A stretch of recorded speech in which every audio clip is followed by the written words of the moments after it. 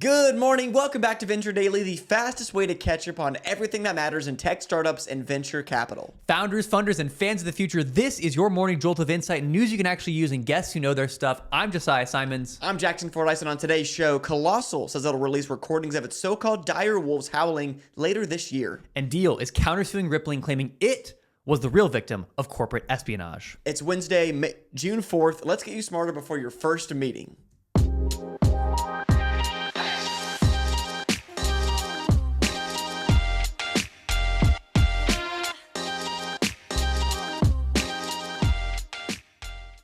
Apparently, AI stands for Actually Indians. A so-called AI company just collapsed after it revealed their neural network was actually 700 engineers in India. The company, Builder.ai, claimed its product Natasha could design and build entire apps using artificial intelligence. It raised $455 million, including from Microsoft, and hit a $1.5 billion valuation. But behind the scenes, there was no advanced AI system, just hundreds of humans manually doing the work while the company marketed it as automated. Internal report says engineers were handling customer requests, writing code, and responding in real time, posing as AI. Now, Builder.ai has filed for bankruptcy, and it's a cautionary tale. Not every AI startup is what it claims to be. Investors wanted machine learning. They got a giant outsourcing firm in disguise.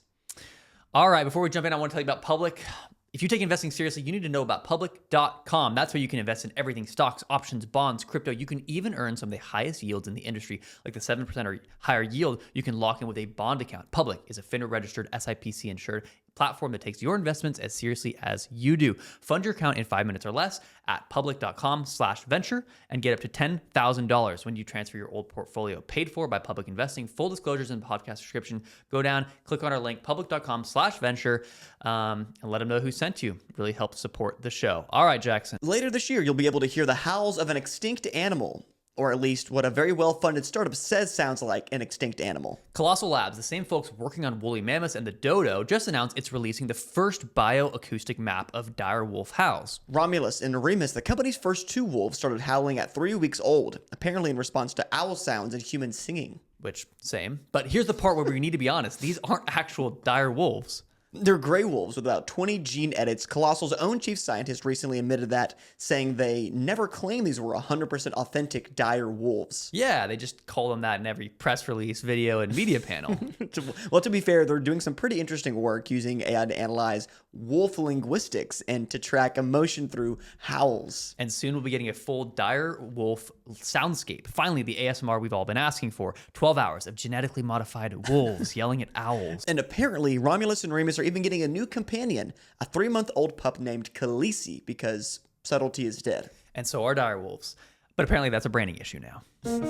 The legal fight between HR tech rivals Deel and Rippling is escalating, and the latest chapter reads more like an international spy novel than a corporate lawsuit. This all started when Rippling sued Deel, accusing it of corporate espionage. A Rippling employee in Dublin, Keith O'Brien, admitted in a sworn affidavit that he'd been secretly feeding internal company data to Deel. We're talking product roadmaps, customer lists, sales leads, even names of top-performing employees that Deel then tried to lure away from Rippling.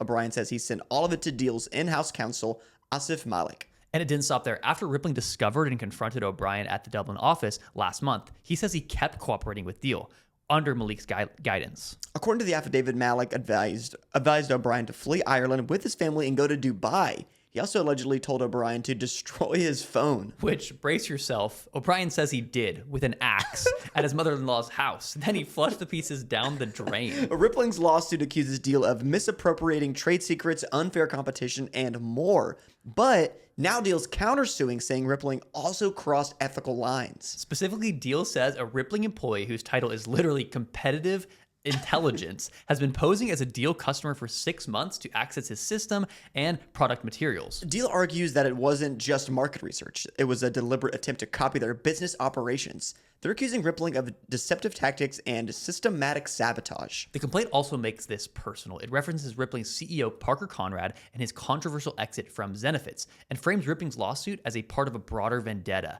implying he's targeting Deel because of its ties to Andreessen Horowitz, who also backed Zenefits. Though both sides allege corporate espionage, the claims aren't really equal. Rippling says Deel paid an insider to leak internal data. while Deel argues Rippling posed as a customer to study its platform, something that's aggressive but certainly not uncommon. How the court distinguishes between spying and savvy will be key, but for now, this is one of the most dramatic and personal tech rivalries in recent memory.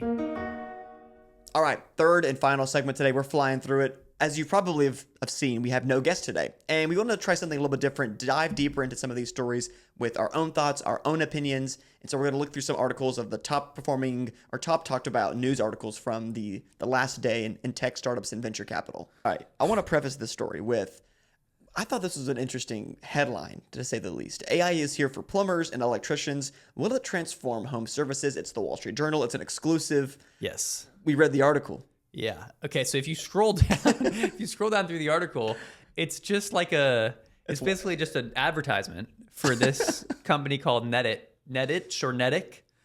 I say Netic because I watch too much basketball and all these like Eastern Europeans, Netic.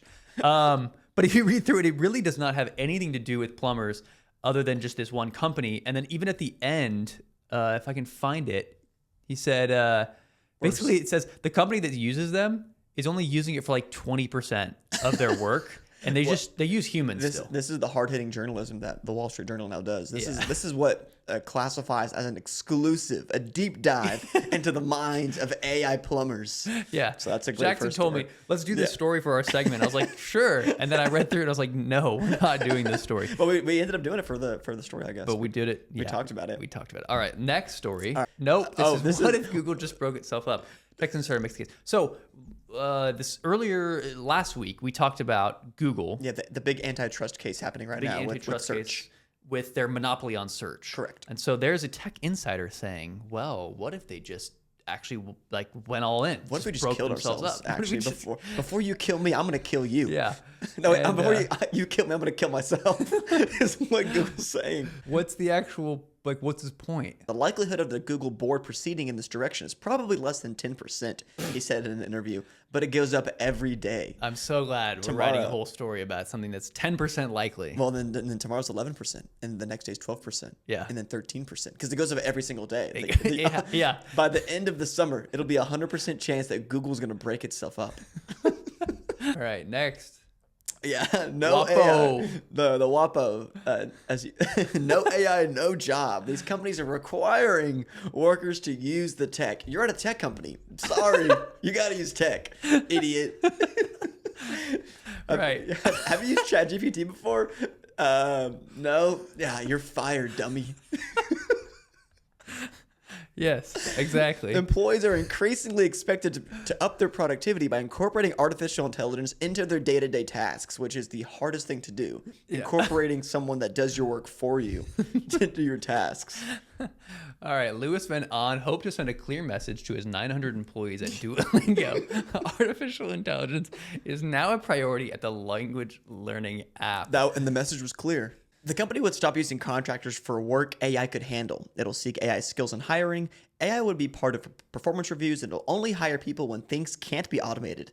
The details outlined in a memo in April and posted on professional networking site LinkedIn drew outrage. Okay, so tell us, what did Louis Van On give us the Louis Van On's memo to the people? Do you want me to say what I saw and what I heard? Yes. Okay, so this is Louis Van On speaking to his Duolingo employees, telling them they have to use ChatGPT. If y'all didn't know, I'm Mexican, by the way. I'm half Mexican, so I can say this. If y'all gonna do the work here at Duolingo, you have to use ChatGPT. No outside workers, no editors. We only do the work that we think we deserve, which is with AI. And if you don't like it, get out. That's good. I just sound like my grandpa. All right, that was no AI, no job. All right, let's go to the next one. Final story of the day. Let's go to it. The Washington Post plans an influx of outside opinion writers, and they're going to use AI. A final phase, allowing non-professionals to submit columns with help from an AI writing coach called Ember, could begin testing this fall. Human editors would review a submission before publication. So basically, the Washington Post, run by Jeff Bezos, of course, owned by Jeff Bezos, of course, is saying that they are going to allow non-professional writers to, like, people who are like on Substack or something, or Donald Trump, or I would say he's a professional writer. He writes more than we do. I don't think he does. He tweets a lot.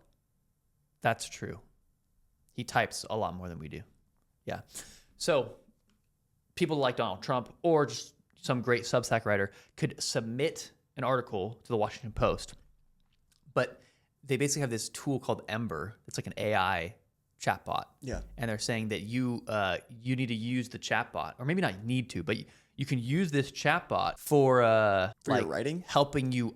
Yeah, it's like a coach, an AI writing coach Okay. to help you with your writing. So they're going to implement this to their actual journalists to help them actually write good articles? I don't know, but I know that these are actual journalists. They're just non-professionals, Jack. Sorry, non-professionals. Yes. Are they going to implement this technology to their professionals?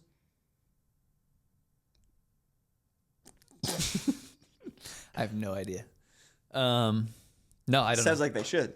Yeah, I mean, they probably should. And Business Insider did the same kind of a thing. So it's kind of like the new cool thing to do. If you're a publication, it's like replace all of your humans with AI. Yeah, because you probably get some better writing. You get better writing and you get a lot less complaining. Well, they'll be there still somehow, some way. Yeah. The Insider Union. Yeah, the Insider Union. We don't make any money, but you're greedy. Okay. Sorry. I'm greedy. I run a business. I run a business that you work for, and you can leave and go to the WAPO. You can leave. You can go to the Daily Beast. You can leave and go to the Daily Gazette. We're Business Insider. We're serious professionals, and we're firing all of you. Okay? So use ChatGPT in your writing, and if not, you're going to get let go. You know what? You're already getting let go. 21% of the staff gone. Get on Substack. Get on Beehive. Get on Medium. That's where you'll get real work. That's how you'll make money. We don't do that anymore. All of our the 79% rest of our staff, HR, our controllers, accounting. We have 2 other writers. Sales. We're selling the news. We're also selling ourselves. So if you want to buy us, come get us. And the Washington Post said, I like that mentality. Yeah, so we got next. No. We got now. The next is going to be Fortune Magazine. That's right. And after that, Venture Daily. The Venture Daily. We're going to be both AI people just like. Did you notice that I'm AI? You probably didn't. I've been AI the whole time. I'm not a real person. All right. Well, that was a fun third segment for that was Venture Daily. Good. Man, I'm glad we did that. Yeah. That's it for Venture Daily. Thanks so much for joining us. We hope we helped you get a little bit smarter. And thank you to Content Stack for allowing us to film here in Austin, Texas. We really appreciate it. If you like today's show, whether on YouTube, Spotify, Apple Podcast, or X, leave us a like, a comment, and a review. Throw us a 5-star rating if you think we earned it. And as always, we'll see you tomorrow morning on Venture Daily.